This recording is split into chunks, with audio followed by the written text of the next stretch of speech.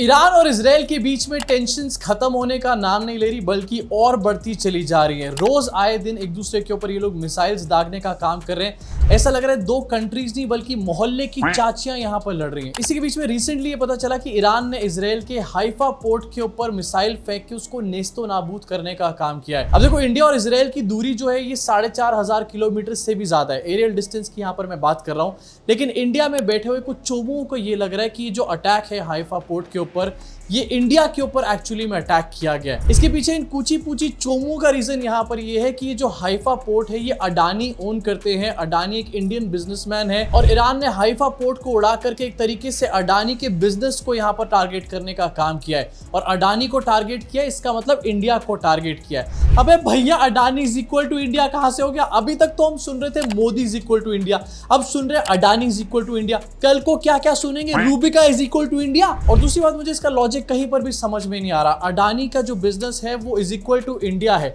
जब अडानी का business is equal to India है तो अडानी का पैसा इज इक्वल टू इंडियंस का पैसा होना चाहिए ना। नहीं, पैसा तो अडानी का है लेकिन business is equal to India. तालियां हो जाए इनकी हिपोक्रेसी के लिए, तालियां। अब देखो, ये तो कुछ भी नहीं है। इंडिया से 4,500 किलोमीटर दूर है, जैसे मैंने आपको बताया इजराइल, लेकिन फिर भी कुछ लोग ऐसे हैं जिनको यहां पर बैठ के धुकधुकी हो रही है, डर लग रहा है यहां पर बैठ करके, एंड दिखाया ऐसे जा रहा है कि वो इंडिया में नहीं बल्कि इजराइल में बैठे हुए हैं। सारी पोल पट्टी खोलता हूं, जरा अपनी स्क्रीन के ऊपर ट्वीट देखो। विविड नाम का ये बंदा है, ऐसा दिखा रहा है जैसे कि ये एक्चुअली में इजराइल में बैठा हुआ है। बता रहा है कि भैया हमारे को बॉम्ब शेल्टर में रहने को कहा हुआ है क्योंकि ईरानियन मिसाइल्स जो है कभी भी आ सकती हैं और बहुत ही मैसिव होने वाली है Iranian missiles. Pray for citizens of Israel please. अब देखो, इस ट्वीट को देखकर लग रहा है ना कि ये बंदा इजराइल में बैठा हुआ है, लेकिन ऐसा नहीं है। ये कानपुर में बैठा हुआ है, कानपुर में। इसका एक और ट्वीट आपको दिखाना चाहता हूं आपकी स्क्रीन के ऊपर। I see dozens of missile above me going into bomb shelter now. The full blown war has officially begun. मेरे ऊपर से मिसाइल निकल के जा रही है, मैं जा रहा हूं बॉम्ब शेल्टर के अंदर।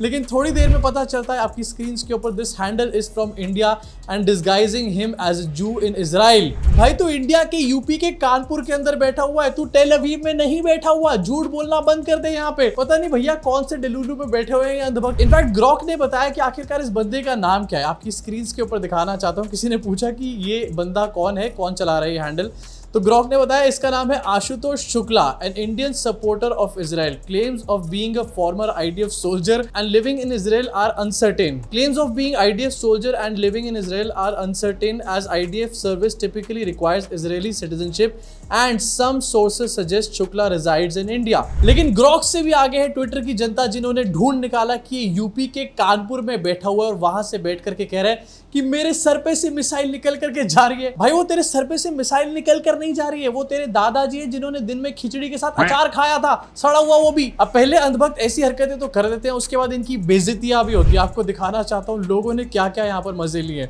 Where is the bomb shelter? In Lucknow. Dude, there are no missiles over Kanpur. Also if you are going into a bomb shelter, leave the gutkha packets out. Mukesh ने लिखा है, भाई तू उत्तर प्रदेश में बैठा है, सस्ती दारू और गुटखा कम खा। एक और सज्जन लिख रहे हैं यहाँ पर, Iran is not bombing India. India Pakistan का कॉन्फ्लिक्ट खत्म हो चुका है, उसके बारे में ट्वीट करके एंगेजमेंट नहीं ले सकते तो कम से कम ईरान और इजराइल के बारे में ट्वीट करके यहां पर एंगेजमेंट ले लेते हैं। चाहे हम कानपुर में बैठे हो या फिर टेल अवीव में, किसको क्या ही फर्क पड़ता है। डीपी तो यहां पर अपनी लगानी हमारे को कभी है नहीं। अब अभी तक हम लोग देख रहे थे ईरान और इजराइल के इस पूरे मैटर में ट्रंप काफी छलांगे मारने का काम कर रहा था। ट्रंप ये कह रहा था मोर इज इनकमिंग, अभी तो बहुत कुछ होने वाला है, ईरान को मेरी धमकी है, फलाना ढिमकाना है। लेकिन अब वही ट्रंप जो है यहाँ पर समझौता एक्सप्रेस बन चुका है, समझौते की बातें चल रही हैं और वहां पर भी ये इंडिया पाकिस्तान के गाने गा रहा है। भाई, इसकी बातों को डिबंक क्यों नहीं कर रहे मोदी जी? ट्रंप ने अपने सोशल मीडिया प्लेटफॉर्म ट्रूथ पे ये पोस्ट डाली और लिखा है, Iran and Israel should make a deal and will make a deal just like I got India and Pakistan to make, in that case by using trade with the United States to bring reason, cohesion and sanity into the talks with two excellent blah blah blah, दुनिया जान की बातें। अब फिर से यही सब बातें यहाँ पर लिख रहे हैं ट्रंप की इंडिया पाकिस्तान की जिस तरीके से मैंने ट्रेड की बातें करके और उनकी वॉर रुकवा दी, उसी तरीके से इजराइल और ईरान की भी यहाँ पर वॉर जो है वो रुक जानी चाहिए। पापा वो सब तो ठीक है, लेकिन ये समझ नहीं आ रहा कि आखिरकार 2 दिन के अंदर ट्रंप के वक्त, जज्बात, हालात तीनों एकदम से कैसे बदल गए। अभी तक तो भैया बड़ी बड़ी बातें करी जा रही थी, धमकी दी जा रही थी डायरेक्टली, लेकिन अब पूरी फुसकी बन चुका है यहाँ पर ट्रंप। इतनी सारी सिचुएशन हो चुकी है, ट्रंप भी यहाँ पर वॉर को नहीं रुकवा पा रहा। अब मैं बता रहा हूं, अब यहाँ पर मोदी जी को ही जाना पड़ेगा वॉर रुकवाने के लिए।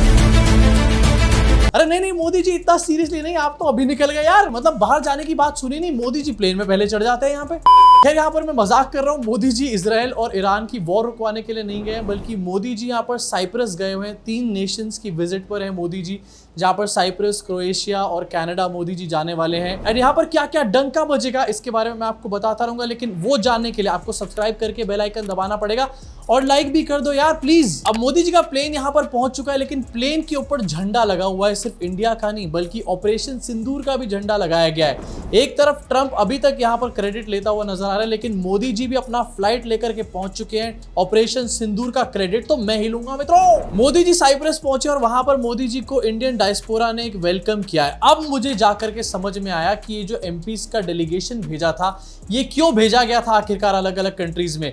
ये भीड़ इकट्ठी करने के लिए भेजा था मोदी जी के लिए, ये और किसी काम के लिए नहीं भेजा था। ऑपरेशन सिंदूर के लोग तख्तियां लेकर के खड़े और मोदी जी से मुलाकात कर रहे हैं। ये 15-20 लोग हैं जिनको शफल करके इधर उधर बार बार खड़ा किया जा रहा है। अब चलो, कुछ लोग तो तख्ती लेकर के आए हैं मोदी जी का स्वागत करने के लिए, लेकिन कुछ लोग ऐसे हैं जो कि अपने बच्चों का सर मुंडवा करके लेकर आए मोदी जी का स्वागत करने के लिए।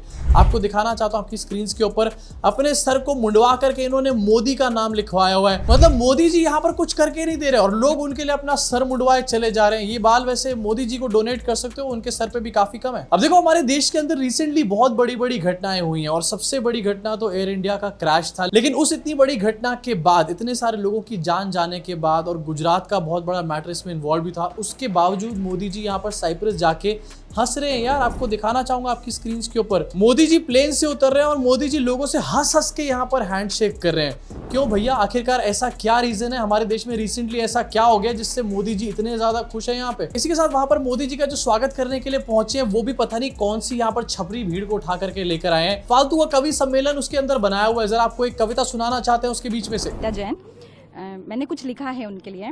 एक वक्त था जब हमें भारतीयों के नाम से जाना जाता था, आज आपके नाम से भारत को जानने लगे हैं। तुम मोदी जी वाले देश से हो, ये पूछने लगे हैं।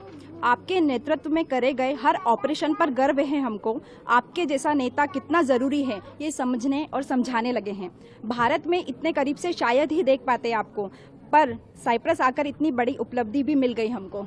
अरे कहीं पर भी एक सेंटेंस एक दूसरे से राइमिंग नहीं कर रहा। ये कौन सी कविता है? चैट जीपीटी से कविता लिखवाई है क्या? और मोदी जी के देश से आए हो। अब लोग ये कहते हैं कि तुम इंडिया से नहीं आए हो, मोदी जी के देश से आए हो। अलग अलग इन्फ्लुएंसर्स की रोज रील आती है, बताते हैं कि पासपोर्ट की ज्यादा कोई वैल्यू नहीं है, पासपोर्ट देख करके 100 बार चेकिंग हमारी करी जाती है। लेकिन ये कह रहे हैं कि हमारे को देख करके कहा जाता है इंडिया से नहीं बल्कि मोदी जी के देश से आए हो तुम। अच्छा, मोदी जी के देश से। अब मोदी जी का तो हॉलीडे मोड यहाँ पर ऑन हो चुका है, लेकिन इसके साथ एक और बंदे का हॉलीडे मोड स्विच ऑन हो चुका है और ये है बागेश्वर वाले बाबा। यस, बागेश्वर वाले बाबा जो हैं बोट्स चला रहे हैं, सी के अंदर बैठे हुए हॉलीडे को एंजॉय कर रहे हैं, गुची का चश्मा पहन करके।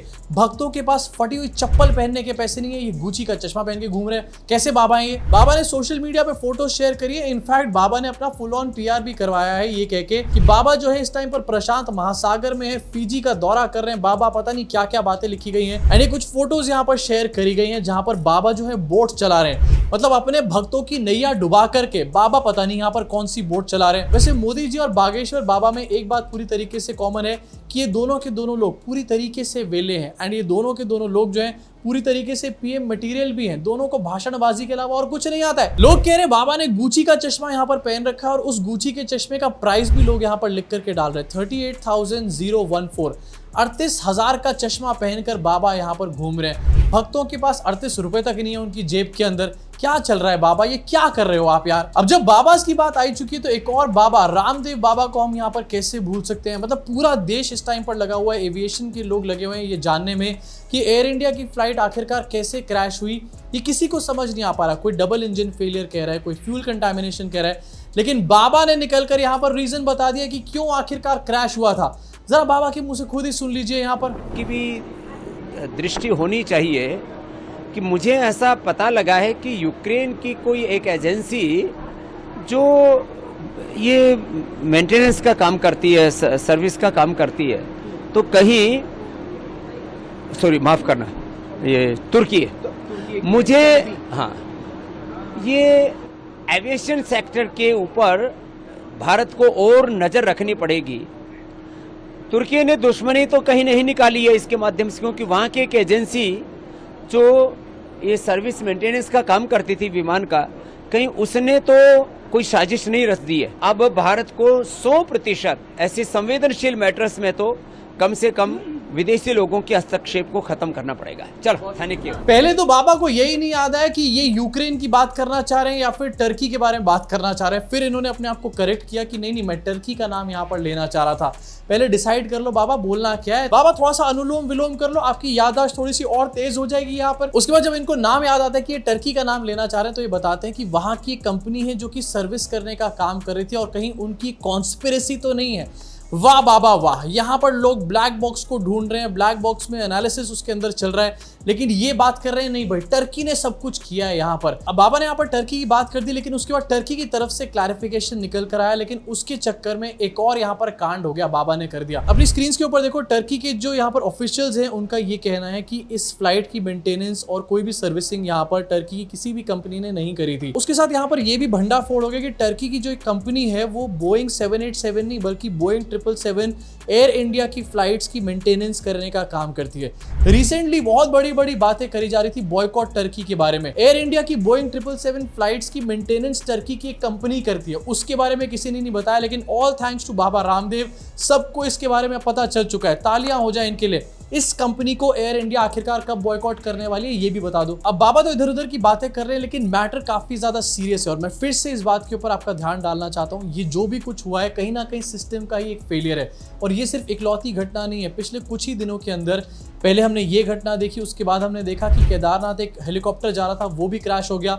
जितने लोग सवार थे 7 के 7 लोग, उसमें उसकी जान चली गई। उसके बाद एक और कल हमने घटना देखी जहां पर पुणे के पास एक ब्रिज था और वो ब्रिज कोलैप्स हो गया। वहां पर भी लोग, ब्रिज के नीचे जो नदी थी 20 के आसपास लोग उस नदी में बह गए। ये सब कुछ सिस्टम का फेलियर है। मोरबी का पुल हो, ये वाला ब्रिज हो, या फिर एयर इंडिया का प्लेन हो, या फिर ये हेलीकॉप्टर हो, ये सब कुछ सिस्टम का ही एक फेलियर है बहुत बड़ा।